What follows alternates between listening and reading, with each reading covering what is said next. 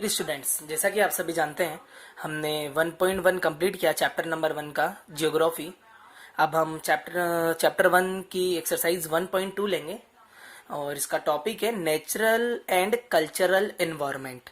Natural मतलब होता है प्राकृतिक और कल्चरल मतलब होता है कि सांस्कृतिक। 1.1 में बताया गया है कि कैसे प्रकृति को माँ का स्वरूप दिया गया है या माँ के समान बताया गया है।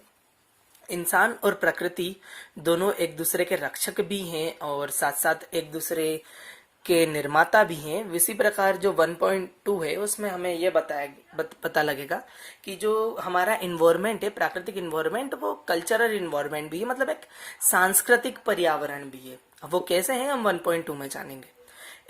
Environment is a broad term.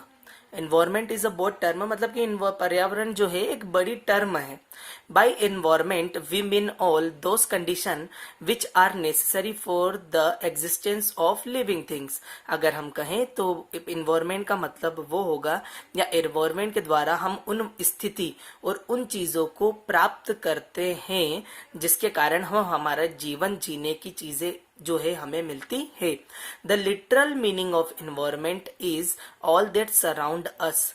अगर हम लिटरल मीनिंग देखें, एक सही अर्थ अगर हम पर्यावरण का देखें, तो हम ये कह सकते हैं कि हमारे चारों ओर, जैसे कि सच एज एयर हवा, वाटर पानी, flora fauna, the earth, the sun, the moon धरती, सूर्य, चंद्रमा, द स्टार्स मतलब कि तारे, द स्काई मतलब कि आसमान, एटसेट्रा जो है वो हमारे आसपास है, जो प्रकृति की ही देन है। The villages, cities, dams, roads etcetera शहर, गांव, शहर, डैम, सड़कें इत्यादि। Made by man are also the part of environment. ऐसी चीजें जो मनुष्य ने बनाई है, यह भी आज एक पर्यावरण का पार्ट है। Environment is basically of two types. अगर हम देखें तो जो पर्यावरण है वह दो प्रकार का है। One which is made by nature. पहला वह पर्यावरण है जो प्रकृति के द्वारा बनाया गया है। सच एज जैसे कि हिल्स मतलब पहाड़, प्लेन्स मतलब कि समतल भूमि, प्लाटू मतलब कि पठार, फ्लोरा फोना जैसे चारागाह जहाँ हरियाली होती है, रिवर्स नदियां, एनिमल्स जानवर, बर्ड्स पक्षी etcetera. The other is that which man has made to fulfil his needs such as. और दूसरा एनवायरमेंट वह है जिसको इंसान ने अपनी जरूरत की पूर्ति के लिए बनाया है। सच एज मतलब जैसे कि विलेजेस गांव, सिटीज शहर, हाउसेस घर, रोड्स सड़कें, railways rail, dams etcetera. The first type of environment is known as physical और natural environment। जो पहला प्रकार है पर्यावरण का उसको भौतिक या हम कह सकते हैं प्राकृतिक पर्यावरण। It is of two types. यह दो प्रकार का होता है, ऑर्गेनिक एंड इनऑर्गेनिक। ऑर्गेनिक मतलब कि जैविक और इनऑर्गेनिक मतलब होता है अजैविक।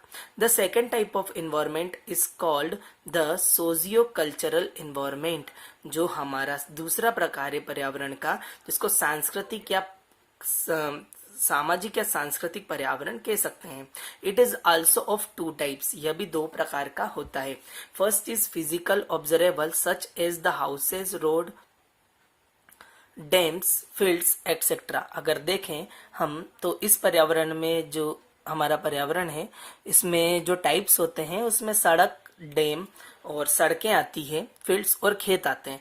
And the second which is observe in various behaviour such as religion, rites and rituals, food habits, festival etcetera. और दूसरा इन्वायरमेंट वो है जो हमारी हैबिट में मतलब कि हमारी आदत में है, जैसे कि रिलीजियन हमारा धर्म, रीतिज मतलब कि रीतियां, एंड रिचुअल्स मतलब कि जो हमारे रिवाज है। रीतिज एंड रिचुअल्स का मतलब होता है हमारे रीति रिवाज। फूड हैबिट्स भोजन की आदत, फेस्टिवल्स मतलब कि त्योहार आदि। अब यहाँ पर हम पढ़ेंगे सेकंड पार्ट में। पिक्चर के नीचे पिक्चर आप देख सकते हैं, इसमें elements of natural man and environment दिया है टॉप पर, और उसके नीचे लिखा है एलिमेंट्स ऑफ नेचुरल एनवायरनमेंट। जो प्राकृतिक पर्यावरण है उसके अंग है। इसमें फिजिकल फीचर्स में है, फिजिकल फीचर्स है, क्लाइमेट है, ड्रेनेज सिस्टम है, वेजिटेशन है, सॉइल है, वाटर है, लिविंग ऑर्गेनिज्म है, मिनरल रिसोर्सेस है। और दूसरी ओर elements of cultural environment. Cultural environment में हम देखें तो फूड, क्लॉथ, हाउस, हैबिटेट मतलब कि जो आदतें होती है, occupation, religious rituals, social practice, transport, politics, arts and technology, ये सारी चीजें मतलब कि पर्यावरण के दो प्रकार हैं, लेकिन एक प्राकृतिक है और दूसरा मानव निर्मित है, जिससे आपको क्लियर हुआ होगा। नेचुरल और फिजिकल इन्वायरमेंट, हमारी पिक्चर के नीचे वाला पॉइंट में यहाँ पर रीड कर रहा हूँ और इसमें लिखा है नेचुरल और प्राकृतिक और साथ साथ ही फिजिकल इन्वायरमेंट, मतलब कि हम कह सकते हैं नेचुरल और फिजिकल इन्वायरमेंट में हम कह सकते हैं कि प्राकृतिक और भौतिक पर्यावरण। This includes all natural elements in nature such as location, geomorphology, rocks, climate, vegetation, wild life, minerals, water bodies, ocean etcetera. अगर नेचुरल इन्वायरमेंट और भौतिक पर्यावरण में हम देखें तो इसमें कई सारे एलिमेंट्स मतलब कि इसके अंग घटक जुड़े हुए हैं। पहला है लोकेशन, लोकेशन मतलब कि स्थिति, किस जगह पर है। जियोमॉर्फोलॉजी मतलब कि जो धरती से संबंधित चीजें होती है वो इसमें आती है।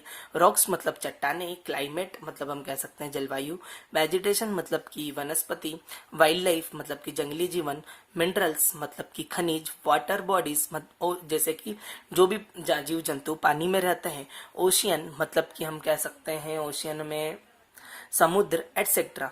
Main existence depends upon this elements, मनुष्य ज्यादातर विस्तारित रूप से इस एलिमेंट पर ही निर्भर है।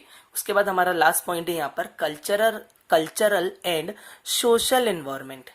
इसमें the socio cultural environment develops due to the natural relationship between man and natural environment. जो सोशियो मतलब कि सामाजिक और सांस्कृतिक पर्यावरण है वो विकसित कब होता है, वो प्रकृति और मनुष्य के बीच के सही संबंध, सही रिश्ते, सही रिलेशनशिप के कारण ही जो है विकसित होता है। This includes the economic and social activities created, developed and conducted by main.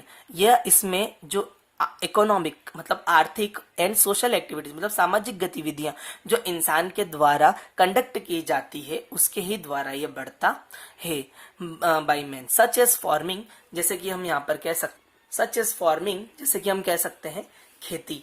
अब हम टॉप लाइन पे आ गए, नेक्स्ट पेज नंबर 3 पर।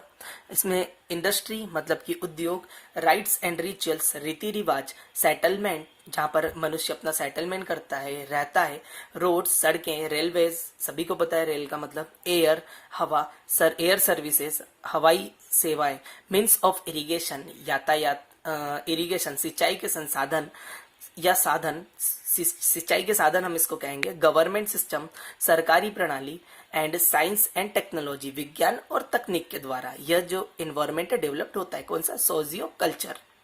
Man keeps changing and modifying his natural element.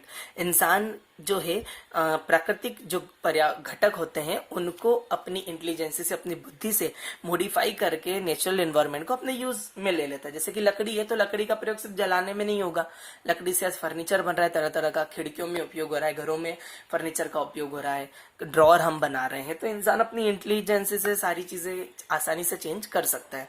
List the natural and cultural elements of environment found in the surrounding of your school and discuss them in your class. आप सभी को एक काम करना है, जो एक लिस्ट तैयार करना है।